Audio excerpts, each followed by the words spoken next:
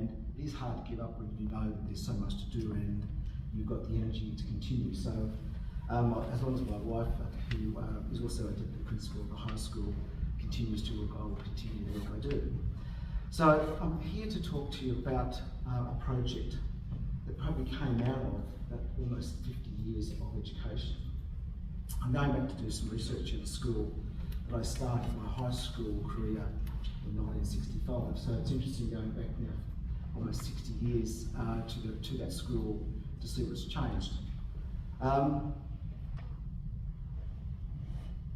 guess as an Aboriginal person, as an educator, like many people in the room, I guess we're concerned by the lack of traction, I guess, that has so often stignified the education of Aboriginal students across this country. It's not a particularly New South Wales thing, but I guess most of us, if we sort of take our blinkers off and look beyond our own school, because everyone sort of says to me, oh, we're doing well, you know, but I know the school down the road's having troubles. In a sense, looking across the whole system and thinking, you know, where do we sit in terms of the educational outcomes for Aboriginal students? And I think most of us would only spend 2 or 3 minutes perusing Dr. Google to find out the answer to that question, that even though the promise, which has been now in place for decades in terms of reducing, I guess, the disparity between Indigenous students' educational outcomes and the rest of the cohort of students that they sit within. There's a long history of promise of halving that gap or reducing that gap or even closing that gap, but in fact the gap has largely remained as it was, you know, more than a decade ago. For a long period of time I thought, like most of us I guess in the room, that the answer was always going to be about resources. You know, I was a very active member of my teacher union and was, you know, on the barricades on more than a few occasions just up the road outside Parliament House at various points in time, barracking for more resources. And of course I'm not saying we don't need resources, but I guess I'm going to question the fact that too often we fall on resources, or the lack of resources has been the answer to this problem. I did a bit of, I was never great at maths to be honest with you, but I did a bit of counting. I went back to the records and had a look at how much money has been spent on Aboriginal education specifically since the Closing the Gap strategy commenced in 2008. So I guess, you know, we're you know, well and truly into the top half of the 20-year project. And the amount of money, has anyone got any idea of how much money they reckon has been spent across Australia on Aboriginal education, states and Commonwealth? Any guess? Any guess? Would you be surprised if I told you it was approximately getting close to about $40 billion? Just think about that. We have about, you know, I think 300,000 Aboriginal kids in schools across the country. If you did probably some really good mathematicians in the room, if you were to divide each of those, that $40 billion by that 300,000 students, you would come up with a figure that, you know, would make every Aboriginal student in the school system across Australia almost millionaires. So you would have to think, you know, would we be better off just to give them the money and let them actually work things out for themselves, as opposed to expend it in school systems and have got so little result? And I think in the end, I think that's the challenge that none of us can actually turn our eyes away from. The challenge in front of us is the fact that the expenditure of what has been a significant amount of money has not had the effect or the outcomes that we would have imagined it would. So I'm not proposing to turn the tap off, but I am suggesting to you that there's more than just resources in schools as being the answer. So I want to talk to you about, I guess, a project that has had a lifelong journey comes out of my own education and what I did as a teacher, as a board inspector, as a sort of a consultant, as a departmental apparatchik at various points in time, thinking about what it is that we should be doing in schools if we're going to really turn this around. So I want to introduce you to the Culturally Nourishing Schooling Project.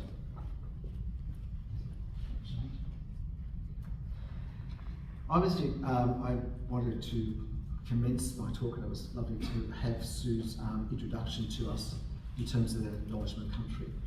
But I just want to, really pay respects to the place that we're on. And I often think, and most of you maybe come from Sydney or the environs of New South Wales, but those who don't, it's lovely to have you here in Sydney. But to remember that day zero started here, right in this harbour, or just down the road down in Botany Bay, or Camo as it's called.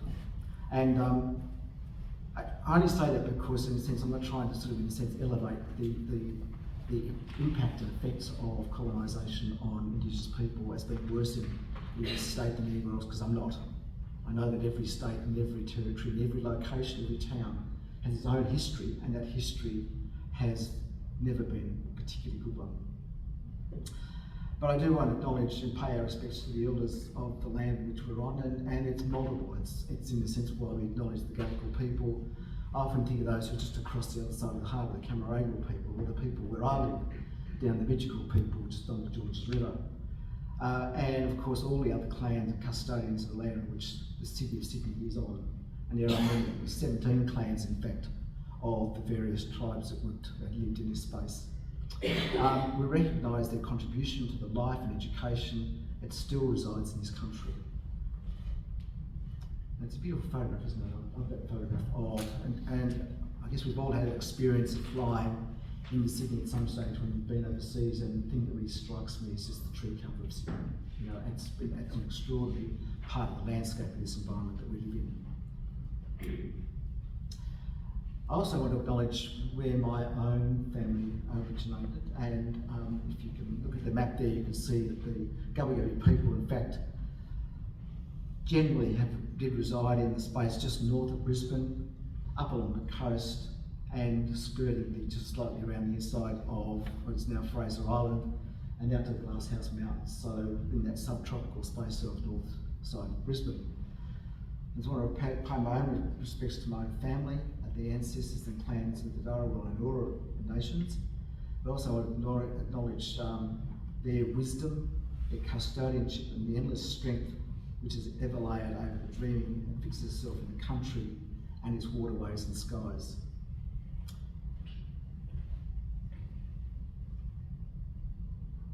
The CNS project, as I said, had a long gestation period, and the team that I'm very fortunate to be leading has almost 100 years of educational experience, or like yourself, people who've been educators, teachers, principals, deputy principals, head teachers in schools, and who, for various reasons, have journeyed into academic work. Maybe a lot of people started off by just becoming part-time tutors at a university, giving back into initial teacher education programs, having sort of ephemeral sort of work like that, often embarking on a journey of higher education, maybe doing your masters either by coursework or directly in the university through research, and thinking that there's a space for the work that you would be interested in, where you want to take your own education and your journeys. Which is not to say that being principals and leaders in schools is not a journey in itself, but sometimes you feel as if you've got something bigger to say, or something larger to say, or something more expansive to say. So the Culture Nourishing Schooling project is, as I said, it's a collaborative project between ourselves, 8 academic researchers, and 8 schools in New South Wales. Most of which were high schools, but there are 2 central schools and 1 primary school. And we're looking to investigate new ways to provide equitable, quality schooling for Aboriginal and Torres Strait Islander students. So it's a large claim, simply written in 4 or 5 lines here. Easy to say, almost impossible to deliver quickly. But I think the aspiration is to affect what happens in schools and to turn around that boat that seems to be forever cruising out in the net there, sort of not getting the traction that we wanted. Just in case people who are geographically sort of minded, the schools that we're working with, and the schools are quite happy to be named, we out in the central west, out in Gilgandra, down to Condobolin, 2 schools there, down into our one, I guess, statistically remote school, Lake Cargelico, which I saw was in the press recently. 2 schools in Sydney here, Alexandria Park and Matraville, up to the north coast, Tweed Heads, and down just on the south side of Wollongong, down in Oak Flats. A variety of schools. The common point of these schools was that they all had to have at least about 15% of their student population has been designated as Aboriginal and Torres Strait Islander students. Why 15%? Well, part of the research that came out of the Stronger Smarter project. Has anyone done Stronger Smarter? No. So that project, which really focused on leadership and in terms of shifting the outcomes for Aboriginal students, noted in its evaluation that schools that had more than 15% of the student population as being Aboriginal students had an internal driving mechanism to actually affect some change. Why? Well, I guess you could be cynical and believe that, it's very hard when you aren't getting sort of the learning outcomes that you would want for students, and it's dragging down the results of the school or seen by your masters in the Department of Education or whoever it is that you're accountable to in terms of the impact of having students underachieving in your school and your sort of academic results. Sometimes it's even more closer to home because often students who are underachieving at school also become issues in terms of, or concerns in terms of attendance or almost behaviour. So there's a whole bunch of internal drivers where schools put their hand up and say, we know we need to do something. We don't know what to do. We know that in the end that our kids are underserved by what's going on in our classrooms.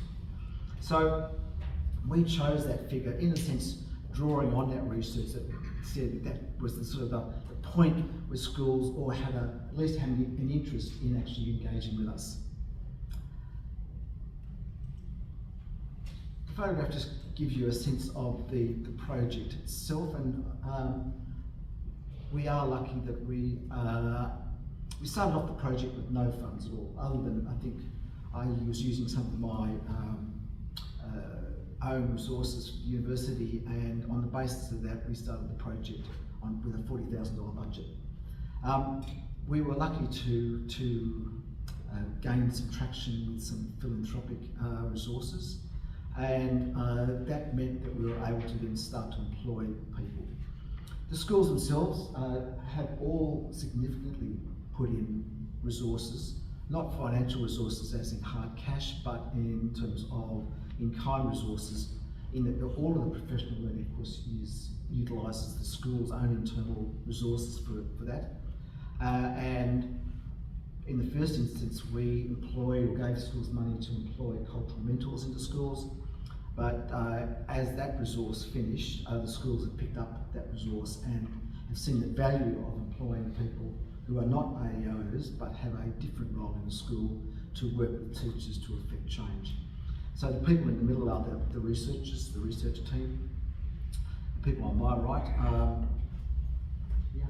are the project coordinators, people who've been employed with the resources we got from the Paul Ramsey Foundation. And on the left-hand side are our postdoc people. This is definitely a research and practice project. So I'll explain why that's the case. So those people help us make sure that we get sort of the research outcomes that we want to affect the sort of changes we need to do. As that was great when Sue started, in the sense that acknowledgement of country is, in a sense, a significant piece of cultural protocol of being able to situate yourself into that space. And we too have our own protocols which we have embedded in all the work we do. And whether it's out in schools, working with community, whether or not it is actually coming to meetings like this, but in a sense just taking us a few minutes to remind us of why we do it and ethically where we position ourselves. And I think it's really important not to undervalue the position of your own ethical position in the space, and to own it and to actually see it as a strength and not as a weakness. So we acknowledge the diversity of Aboriginal people in this country and not sort of see them as being one amorphous group of people, but in fact the amalgam of hundreds of tribes and dialectal groups. We acknowledge the knowledge holders in our community, our elders, but not just our elders, sometimes they're students, but those people who really have picked up and are the repository of significant knowledge that we would like to be able to draw on. We always acknowledge that we're guests on country, and for most of us who are travelling to other places, acknowledge that there is a responsibility to ensure that when we're talking in this space, that we tread lightly on that country, and we acknowledge the fact that there are others who have a legitimate place and role to be able to speak to that country, and which I don't. We uphold a set of standards about the way we engage with people and groups, and for the very purposes of, because this is a relational project, and being a relational project means we need to relate to people. I don't run schools. I'm not like the department just saying, you'll do this and you'll do that. I'll be coming down and inspecting your work and giving you a mark or a grade. Our work is about trying to affect what happens in your schools through the relationship that we build with you. And of course, we make sure that we communicate in ways which are in fact mindful of all of those things which are above it. So we can't be engaging and saying that we acknowledge diversity and knowledge holders if we don't also then communicate in the same format.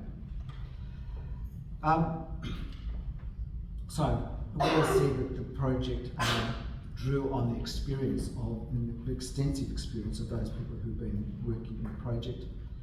It also was based on a significant piece of research.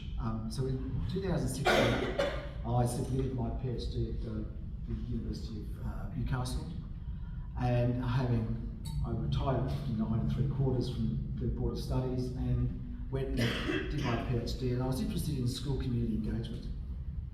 I'm looking around the room and I'm thinking, you're going to know the sort of people I'm talking about, but how often have you been in your own schools or been to other schools or part of your career as a teacher and found those one or two teachers in your school, especially in schools where there's Aboriginal students, but those one or two teachers who the kids really respected, those one or two teachers that often the school relied on because they had no idea of how to engage with those kids or those parents of those children.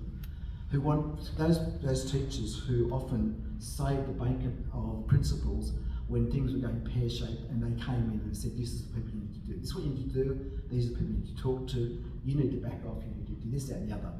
I was interested in how those teachers came together, because I was, part of my work when I was working for the Board of Studies, I did 13 years of curriculum support, and we had developed the first Aboriginal language curriculum in Australia.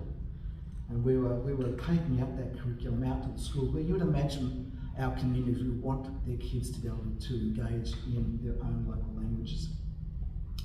And so we did a lot of that research out in the field, and talking to teachers about, sort of in a sense, the things that we want to do. And often those non-Aboriginal teachers who teamed up with the local community to drive those initiatives. And I wouldn't be embarrassed to say that the schools I'm talking about, places like Menindee Central or Wilcannia Central or at Burke High School or at Brewarrina, those sorts of locations where you're looking at almost to 100% Aboriginal student enrolments.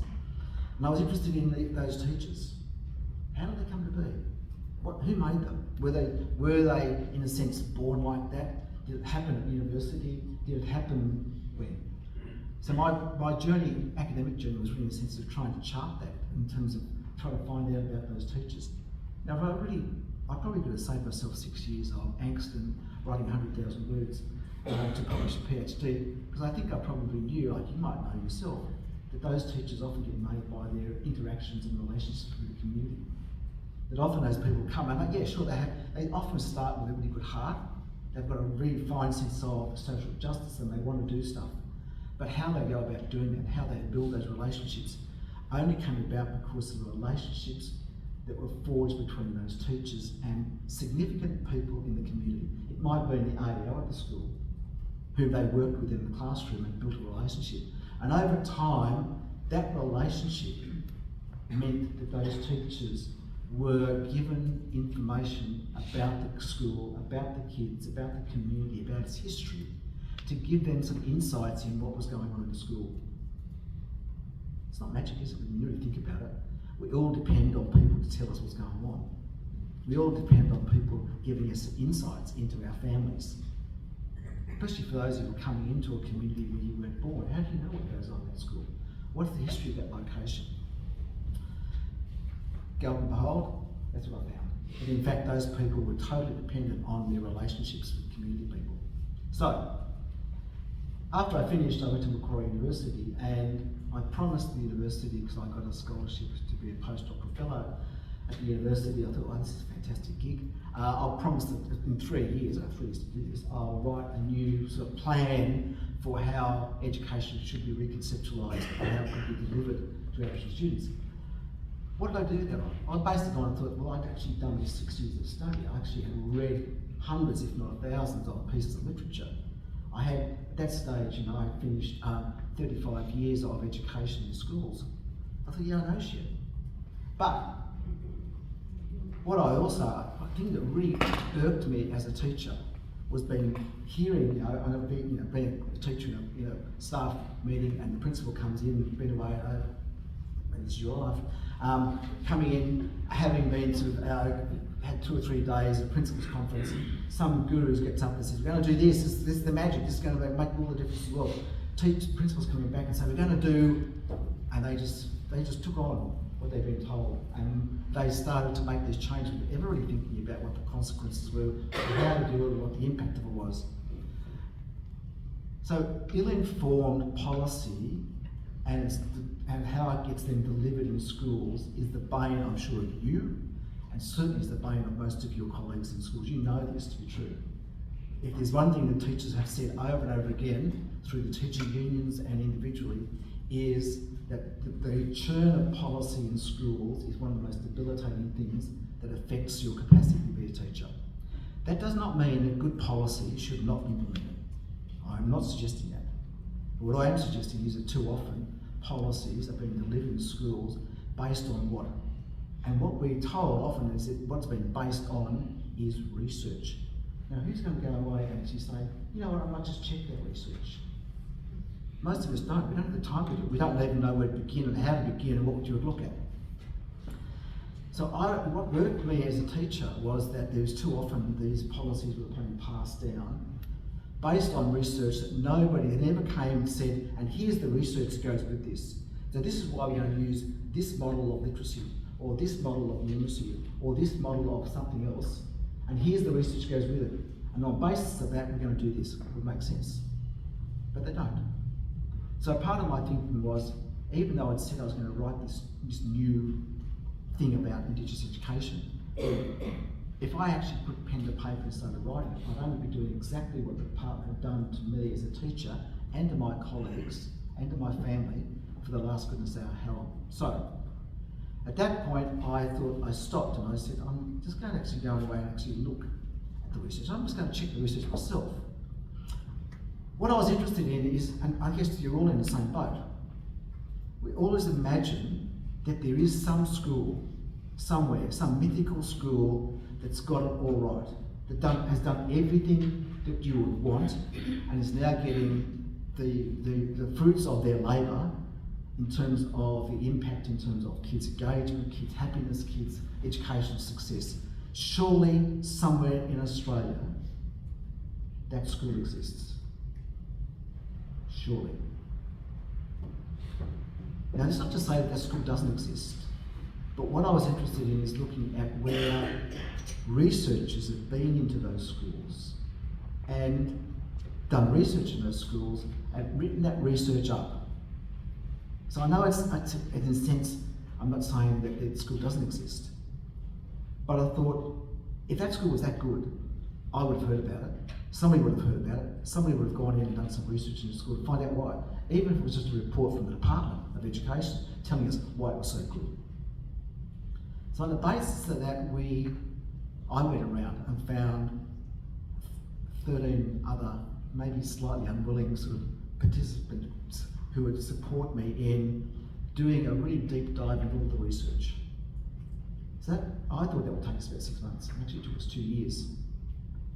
At the end of those 2 years, we actually had investigated and looked deeply into 13,500 Australian studies. So I was just interested in Australia. I didn't want to be told about what happens overseas. I want to know what happened in this country.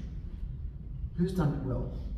So at the basis of that, on that basis of that research, we looked for that golden egg. We wanted to find that silver bullet. I wanted to find that school. Because if I find that school, I was going to replicate it. At the end of that journey, so that started in 2016, by the time we published that material in 2019, as I said, we looked at 13,500 studies. I did not find one school that met our criteria. That did not mean, let me tell you, that did not mean that I didn't find successful schools or didn't find successful programs. So don't get me wrong. But what I found was people like you, good people, who had resources, who had an idea, who managed to bring together and align all the things that you needed to do, were doing some wonderful things. But we know what happens is that on the back of your success, you get promoted, you go somewhere else, or the resource gets turned off because you're doing so well you don't need it anymore, do you? So the resource gets turned up, the staff go, key personnel on your staff leave and go somewhere else, and the project virtually collapses behind you. So lots of examples of good programs, but never meeting the final criteria. Was it sustained? On that basis, I still we didn't find any research that met our criteria, but we found lots of really, really good examples of good educational practice. So on the basis of that, and I was a great believer, I still am a great believer in the quality teaching framework in terms of the core elements of what good teaching looks like. If you want to see a project that really was based on an enormous amount of really good, rigorous research, was the quality teaching framework, based on over 10,000 studies of just looking at good pedagogical practice. Was it implemented well? That's another story.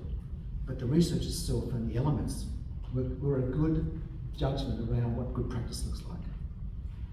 So we wrote, in the end, 10 systematic reviews on all the material. We looked at literacy, numeracy, engagement, teaching practices, pedagogical practices, rural locations. There was 10 papers we wrote, just in a sense to talk back. You know what I was doing? I was actually talking back to Bridge Street, when Bridge Street is in directions. I was talking back to Bridge Street and saying, this is the research you should have looked at before telling schools how they should change what you do. Because we have rigorously looked at it, and none of the things that you say work in schools can be found in the research. None. But we found lots of good practice, but practice requires resources and training. You can't just imagine that it's going to happen out of thin air. So that's sort of, in a sense, the journey of where we started the Culturally Nourishing Schooling project. It wasn't just based on our own teaching practice, but we tested our own ideas against this body of research. At the end of that, we elicited 5 key elements and 2 other elements which we then subsequently built into our model around whole school change. Mindful of the time.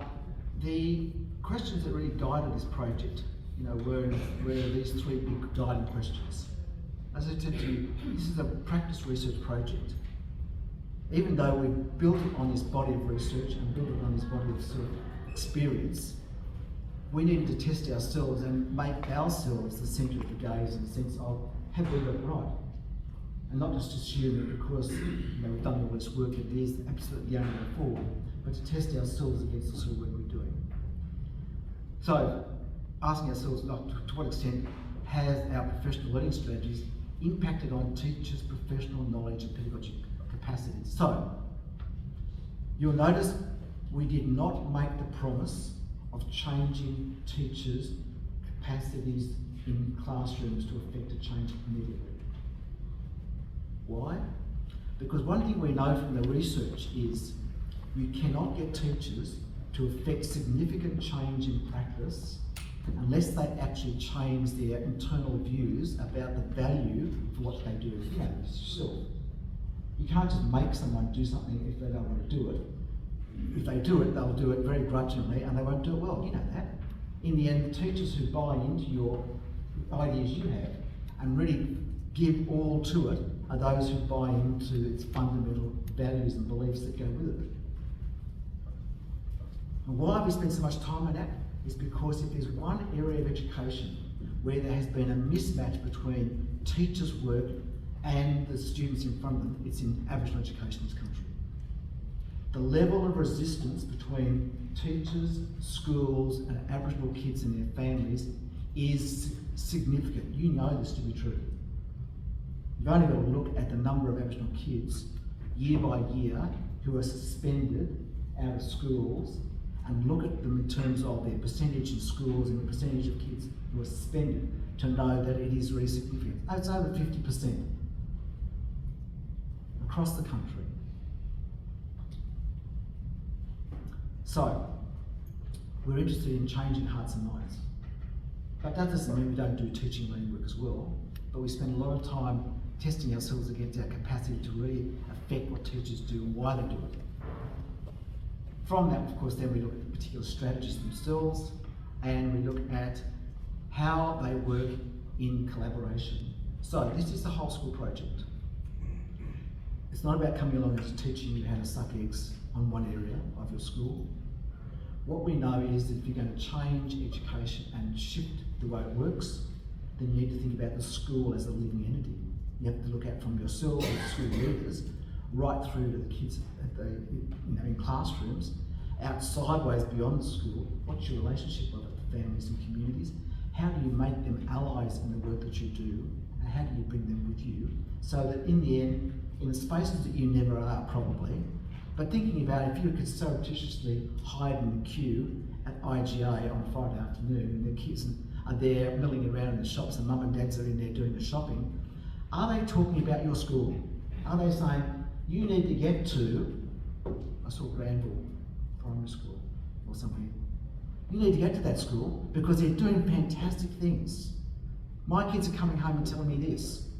Or Monday morning, when the kid grudgingly doesn't want to go to school, and you say, no, get your bloody uniform on, go to school, because what happens at that school is fantastic, and it's actually in your interest to be there.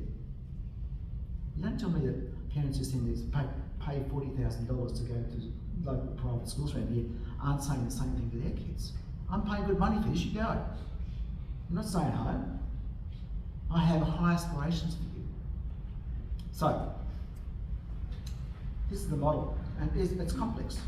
I don't begrudge the fact that, in a sense, we're trying to imagine what a whole school project would start to look like. And for those who take photos, you can take photos. I'm happy to share this with Sue and give you the slides so that, you can have them and spend some time. And some of them have notes underneath which you can happily read and sort of cogitate. But you can see the foundations of the project right at the top. That we're about trying to change teachers' beliefs and values in really substantial ways that then impact on practice.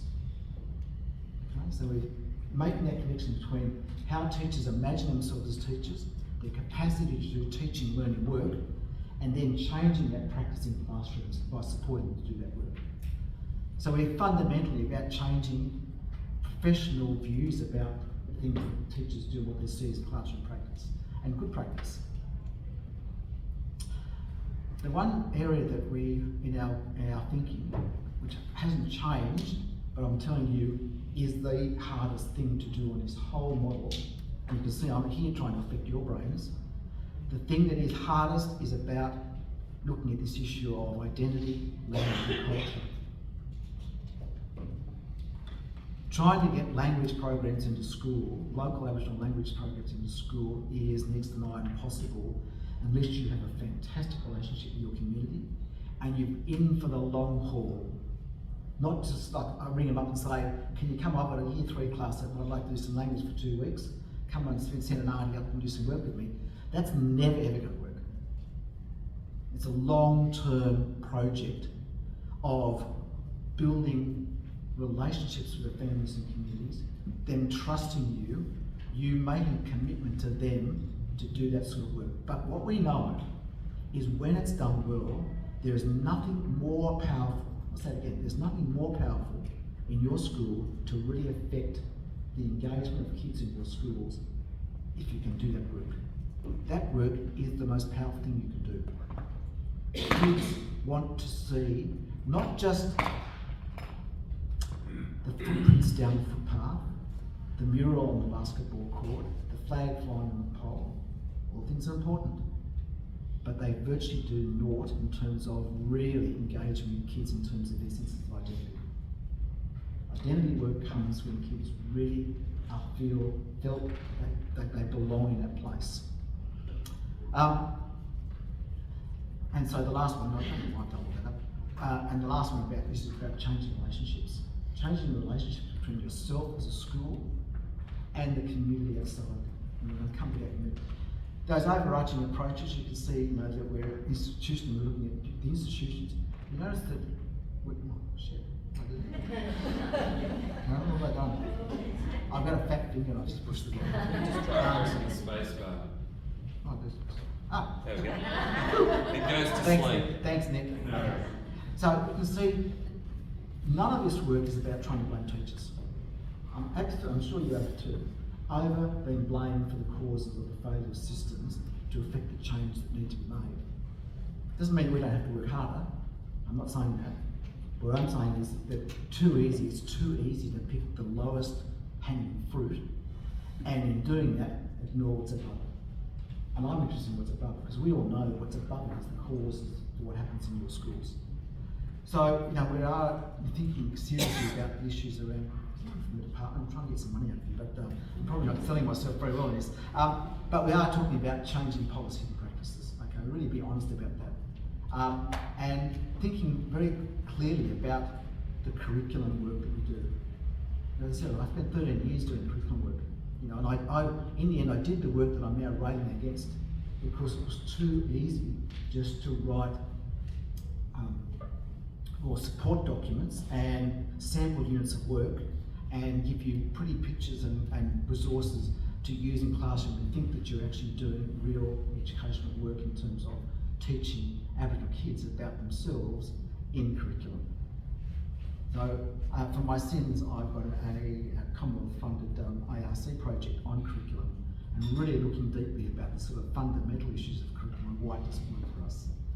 And the last one, which I think is probably the real poison challenge of the department, is we're looking at developing with our schools micro-treaties between a school and a community.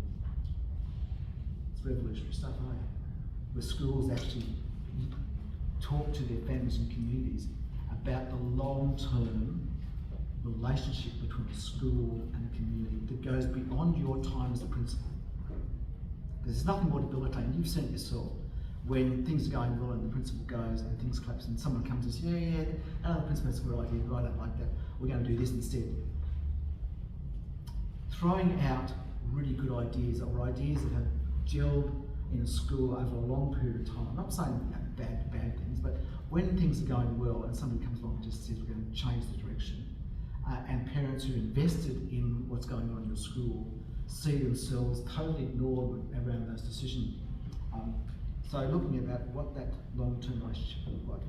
And the 7 strategies, I won't go through all of this stuff with you, but we go through learning from country, curriculum, professional conversations. We have real conversations with teachers about professional things. It's longer than 2 pages. It's amazed me that as a profession that we have so undervalued our capacity to read and to engage in the literature that's written about the work you're doing in your schools. Researchers don't just go home and sit with a bottle of port late one afternoon and write a paper based on nothing. They go to your schools, they talk to you, they talk to your teachers, and they research and they write up stuff about what's going on in your schools. But when we ask teachers to read about that, if it's not sort of summarised down into 2 pages and dot points, they don't want to do it. And I always say to teachers, if you were going to sort of have a leg amputated or have a major operation, would you go to a doctor who hasn't opened a textbook for the last 25 years? Would you do that? That's a sensible question. We know that they wouldn't. Nobody would have any confidence in doing that. Or going to a tax agent who hadn't read the last, tax laws and was going to give you advice on something that doesn't exist. In the end, we want to be engaged with experts, but we imagine that our expertise has stopped the day we finished our undergraduate degree for a lot of teachers. So engaging people in professional conversation.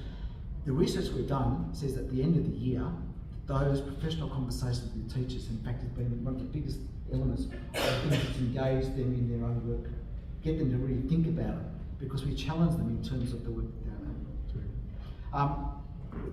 We've actually developed our own sort of pedagogical tools to help that sits beside discipline-based curriculum and teaching and learning, to sort of in a sense orientate teachers to the work we're thinking about. Cultural mentors, as I said, we mentioned before, we've engaged, given the school's resources, measly, probably some about $20,000, to engage somebody who does the work of real cultural mentoring of teachers.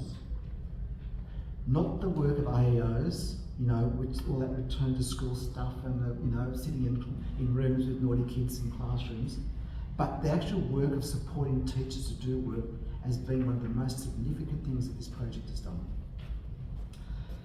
We've got a school leadership project that we've sort of worked with Sue on, and we've got ideas of how to really ramp it up.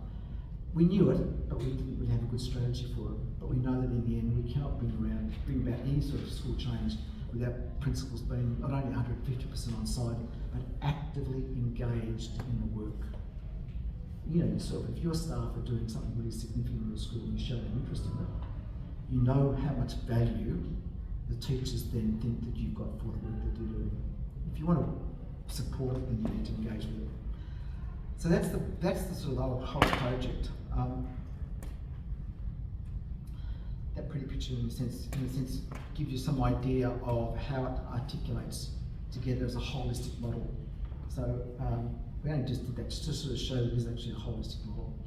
But all of that work, if you follow the little yellow arrows, is to affect a long-term relationship between yourself as a school, yourself as a leader, and the community that send their kids to you to be educated.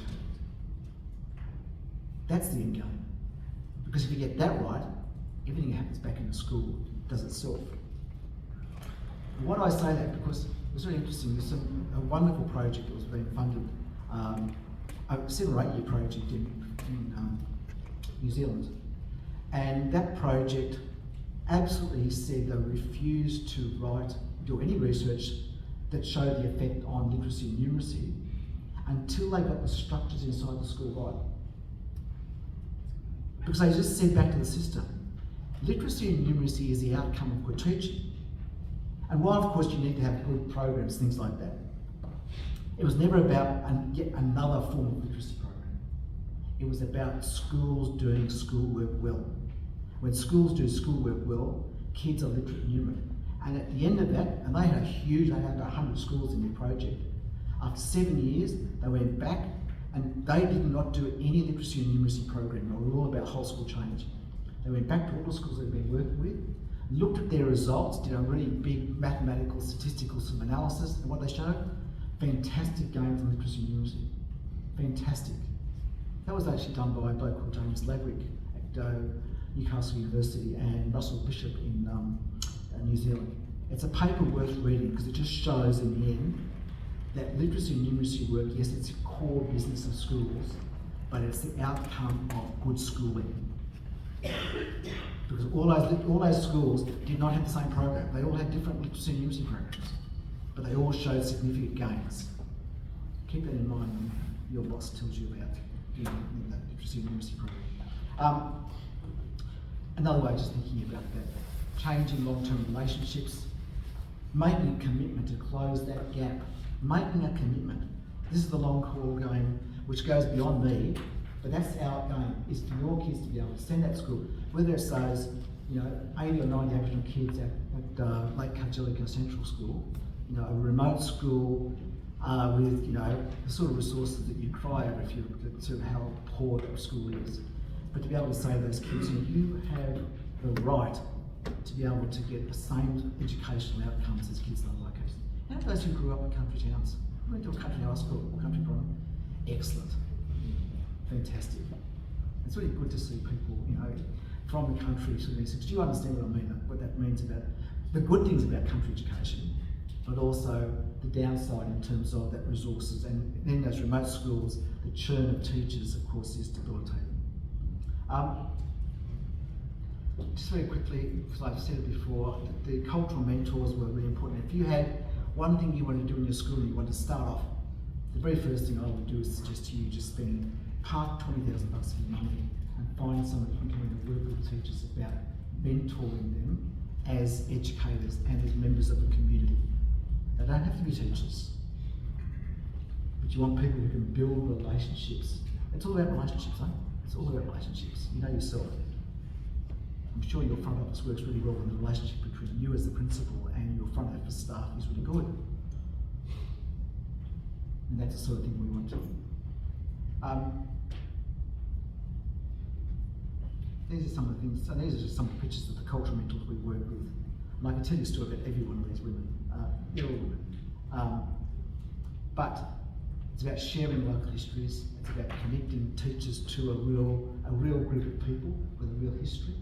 It's amazing when we've done this sort of work and we've gone out, and teachers have been in some of these schools for 20 or 30 years and said, I just did not know that. I didn't even know who the key organisations are that actually sit behind our community, that find them jobs, or that run the medical service, or how does that happen? They have no idea. They know there's a medical service, but like what's the history of that medical service? How did it come about? Who are the drivers behind it? You know, what's the relationship between the medical service and education in your town? Listening and providing advice to teachers about kids, about what works well with kids.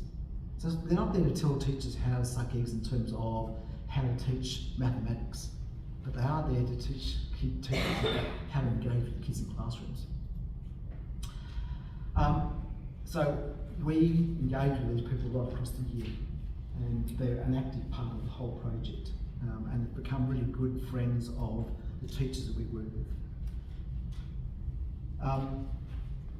The learning from country experience is probably one of the most powerful, and often is, and I'm sure most of you have probably had that experience yourself in the school. Maybe you've done that learning from country experience and been taken out by the family, by community, by elders, and been told things that you weren't aware of.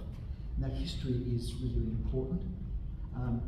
I was, for my sins, and this goes back a while now, but when I was in Menindee Central, just as an example, you know, this notion of locking the gate. And this woman came in who was, at that stage, she was the police liaison officer. She had a really significantly important job in that town. And she said, you don't understand, when we say lock the gate, that's exactly what happened. You know, 2 minutes past 9 the day, the front office came in and put a chain around the gate.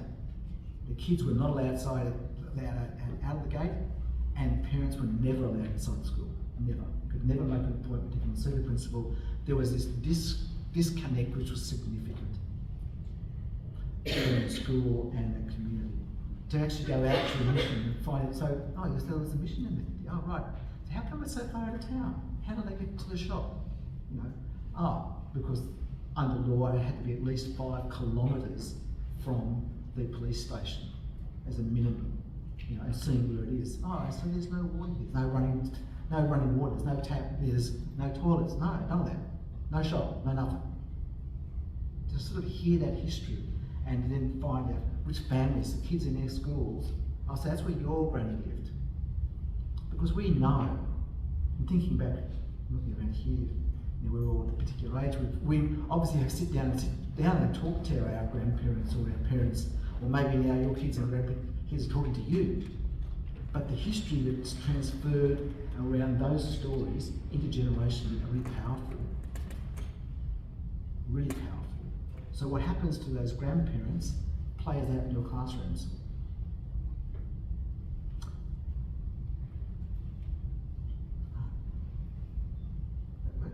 A little bit of video.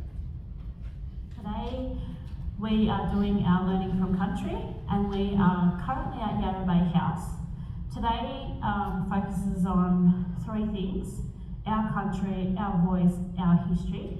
That's the theme of our learning from country today. And it's pretty much taken it right back to the start. The teachers and community members are currently working with Auntie Mel doing some shell work that will link in with the economy talk that will take place down at Circular Quay. Very soon we'll be moving off with Senior Ranger Robert Cooley to do the community tour of La Perouse. And the final section will be down at Circular Quay with the main focus being on original camps and relationships with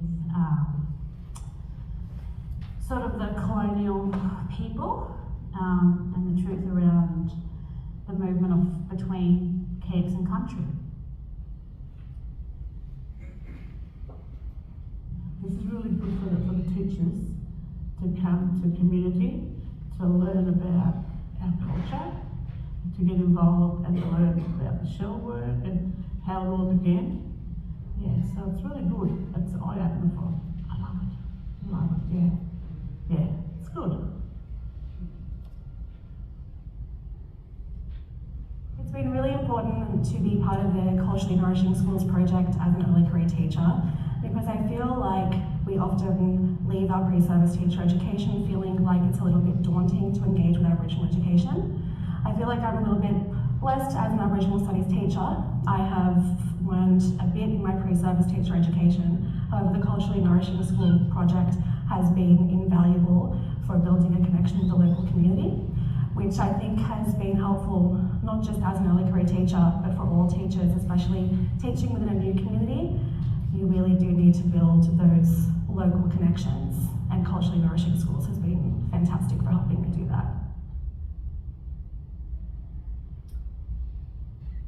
I think it's important for something like CNS to be able to link in with local communities to understand our unique culture and histories as it varies from community to community, but it's to get that understanding and build that relationship for long-term teachings, because if you have a look at our recent history over the last 40 years, the community members that are attached to a primary school or a high school continue to use that school generation after generation. So it's not necessarily that the schools and the local Aboriginal communities aren't going anywhere, and they have to have a long-term relationship.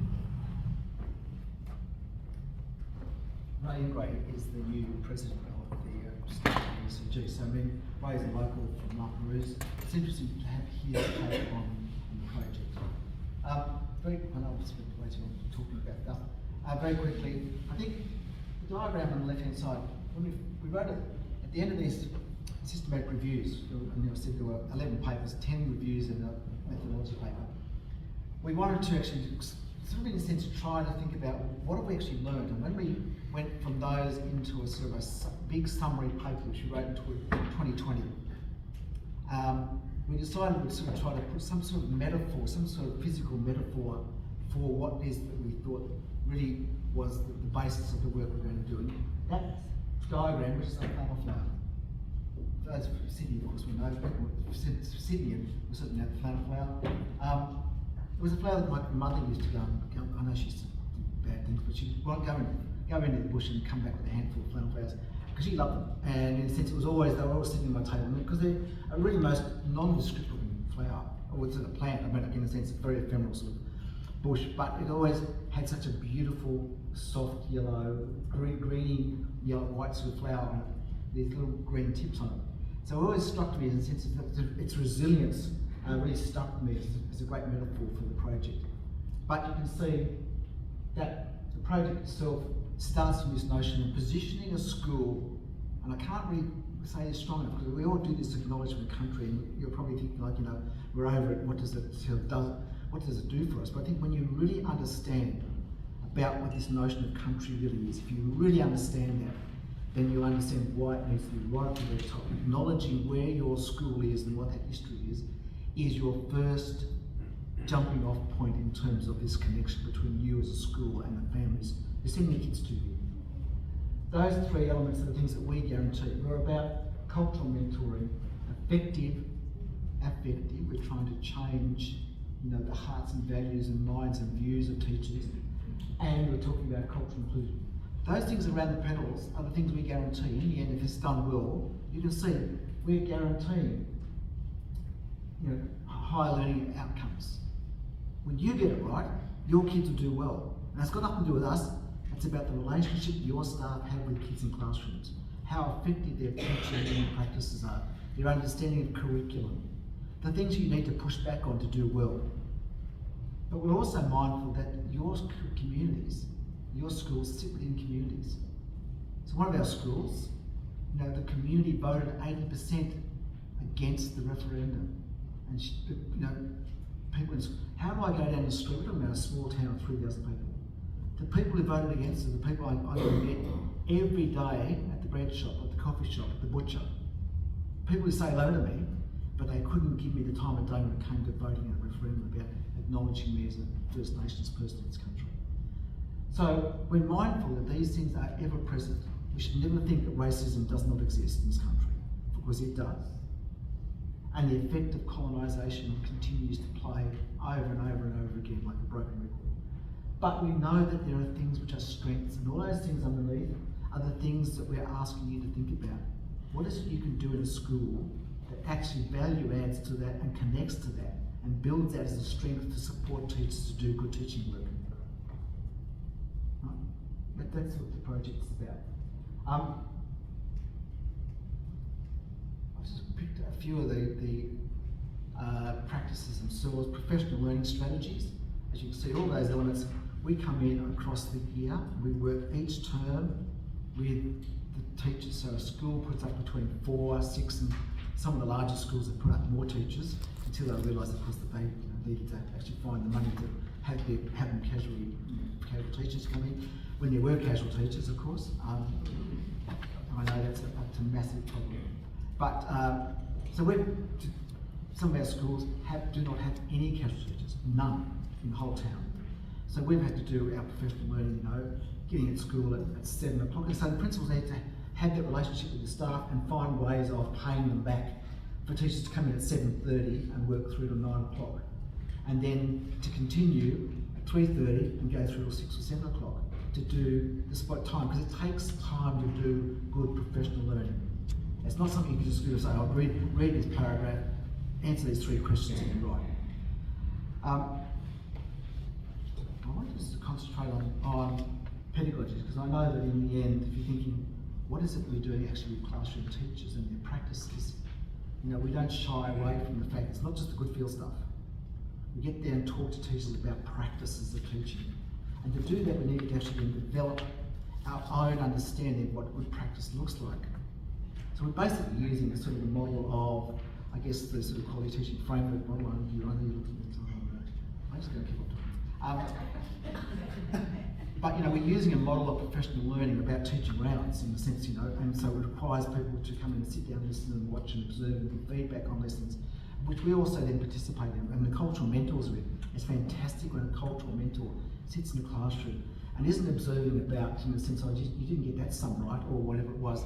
They're not talking about that, they're talking about the relationship that teachers have in the classroom. It's really interesting. And that quality of feedback has been really awesome for those teachers to see and to get ideas about how to do that.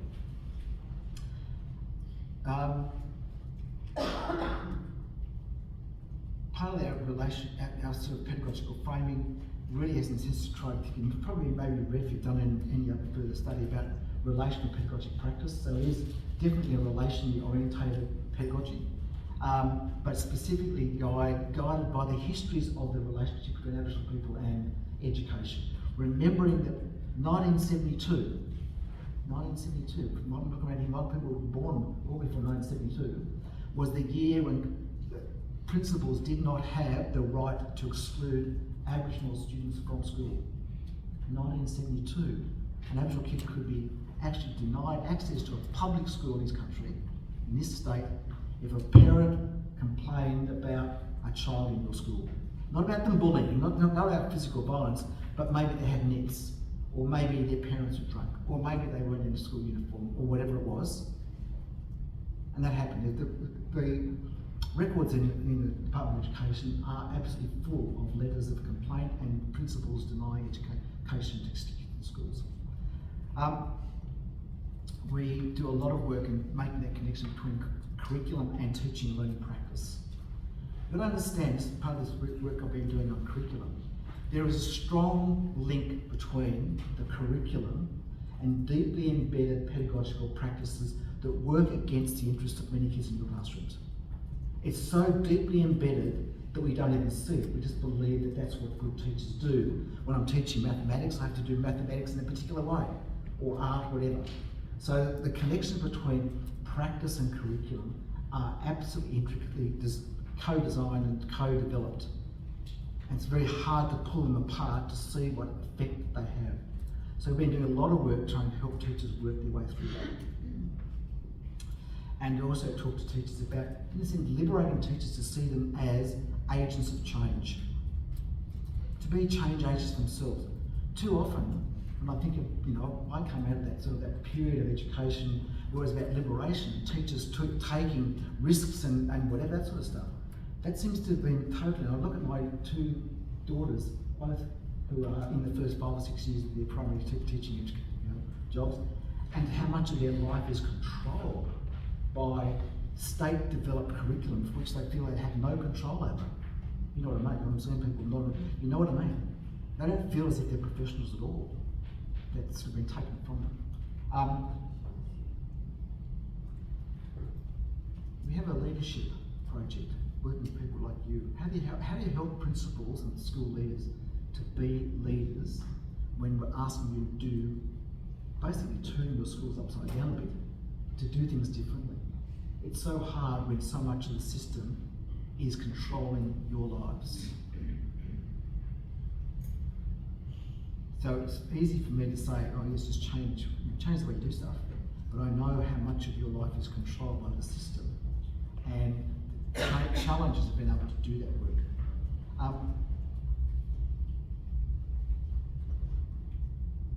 Oh, what happened there? I've lost the thing. Just go back to the start.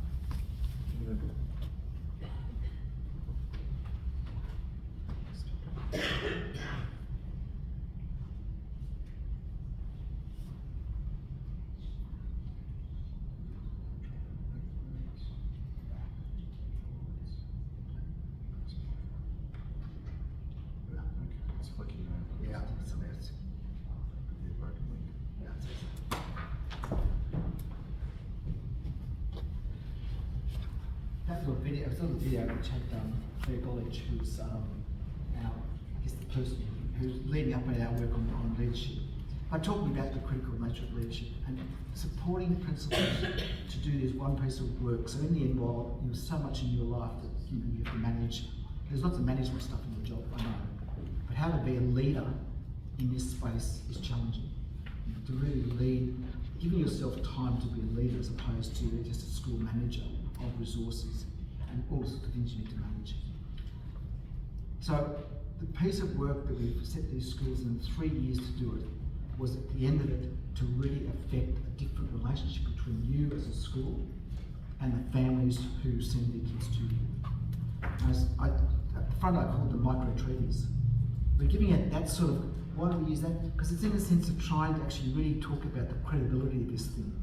It's not just about a partnership. It's not just about in the sense of having a good time at the P&C meeting, but it's about having the really hard conversations with our parents and community about the histories that sit behind that intergenerational resistance. Then to think about how do we do it differently? How do we build a different form of engagement with our families? We're still doing the same things in terms of we're still doing our teaching and learning and doing all our playground duty and making sure there's toilet paper in toilets. I understand all that management stuff, but how do we build that different relationship so I can look people in the eye and saying, we're really meeting the needs of your kids. This is what we're doing with your kids. And the kids are going home and talking about what's going on in their classroom, about being in this fantastic class with a new teacher and doing something wonderful. That sense of reflected sort of aggrandisement that comes with your staff doing good things reflects on you as a school. So this stuff about micro-treaties, it's challenging. It's taken us 3 years, and those principles all on site to start off with. But just even a sense of how they can do that, knowing what the department was saying. Then of course the referendum came and they were flummoxed about how then they would prosecute this relationship when they knew that so many non-Aboriginal parents had voted against the referendum. So this has been difficult. So this relationship building is in a sense, by doing this work, you're actually doing all of the work in your school to make this happen, because they're constantly looking back what's going on in the classrooms. They know what's happening, who the good teachers are, from their point of view. Who are the good teachers? Who are the teachers that engage with us? Who are the teachers that care? Who are the teachers that talk to us down the street? Who are the teachers that give up their time and run the football team on a Saturday morning or on a Friday afternoon? They know that intimately well. So this notion of micro-treaties, in a sense, is a thing in itself, but it's also the sum total of everything else that goes on in your school. At the point that you have that relationship, so is there a written document with the signatures at the bottom? Well, our schools in Laperouse, they're really going down that path of a written document. They're looking at a long-term relationship that goes beyond the cycle of principals in the schools. They're looking at least 50 years, saying this is what education is going to look like in Laperouse for 50 years. So there's 4 or 5 primary schools and 2 high schools that are going to be swept up into that process. What have we learned? These are things we've sort of learned. You're getting itchy feet over there, I know. But these things are, in a sense, starting to really happen in our schools. So that we've now seen it is the real impact of the culmination of schools. So we're looking at how many teachers do we need to work with? You must know this. Think about it. If I invest and send 10 people to professional learning, does it affect the other 10 members or 20 or 30 people in my staff? What's the relationship between those who are trained and those who aren't trained? How do we get a whole school to do something unless I train everybody, but I can't afford to train everybody? So who are the best people to send? So many decisions you guys have to make about how to manage that and get good traction. So I don't have an answer to that because all these schools have different answers to that and done differently. And some have worked well to start off with, and then when they've got through to the second or third iteration with the staff who really drag the chain, they've really dragged the chain and really sort of made things more challenging. But we know that relationality is really critical to making collaborative decisions in schools. So building relationships, we all know, without a relationship, none of us can do a job. Between yourself and your staff, or the parents and you and the school, whatever, or teachers and kids in classrooms. It doesn't mean you have to be their best friend, but they have to respect you, and you have to respect them. Developing new theories and methodologies. So one of the things we've had to do is we've had to actually throw out a lot of the sort of old tools to analyse when we go into classrooms and look what's going on in classrooms, and really think about how to do that so we can really represent the work that's going on in the classrooms. We've done a big quantitative research study as well. So each year, 5 minutes to go, I'm sure I passed that. These are things that we've really found have been really important in our work. So we're talking about teacher adaptability, which is the way for ed psych people to sort of say, teachers' capacity to take on new ideas. So do they have that capacity to take on new ideas? What we've found is that more we've done in terms of changing teachers' adaptability, the more teachers have shown that they've got the capacity to actually open up to new ideas, the more that those teachers have expressed a confidence in actually teaching Aboriginal content in the classroom. The number of teachers who veer away from teaching Aboriginal content in the classroom or do it really, really badly, you know this yourself if you've actually spent time looking at programs and sitting in classrooms, it's a tick and flick in most cases. So, it's not to say that sometimes it's not done well, but there's a lot of tick and flick. The relationship between teachers and Aboriginal students, so the stronger teachers said that they had a stronger relationship with kids in their classrooms, the more they also expressed a view that they had a significant level of valuing Aboriginal content in the curriculum. So the stronger relationship with kids, the more they're prepared to actually teach the content in the curriculum. Makes sense, doesn't it, really? Teachers' confidence to teach Aboriginal perspectives then also saw an uptick in terms of Aboriginal students' valuing of learning.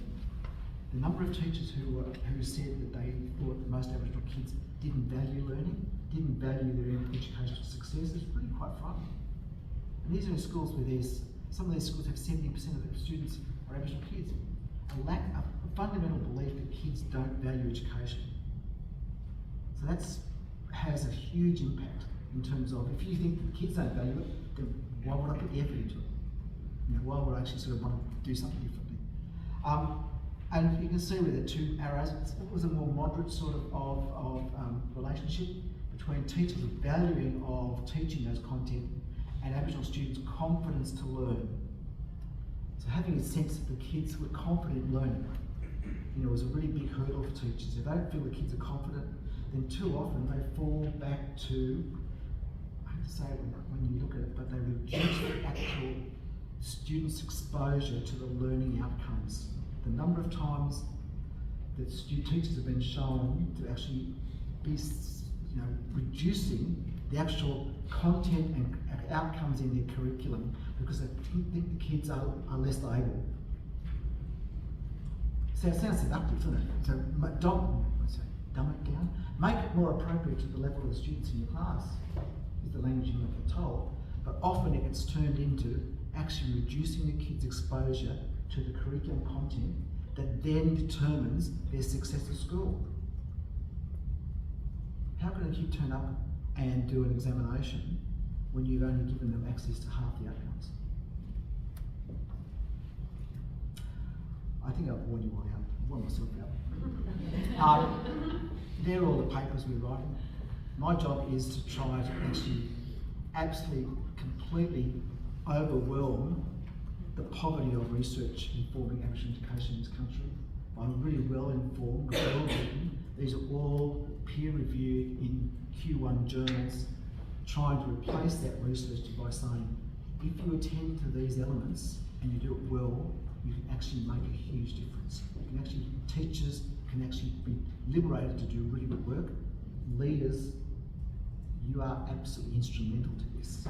Without your direct, ongoing involvement in the work of your staff, this will never happen.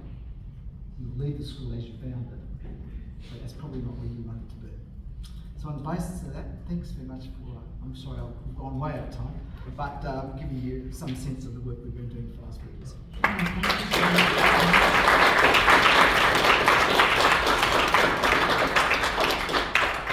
Now I wish we'd given you longer.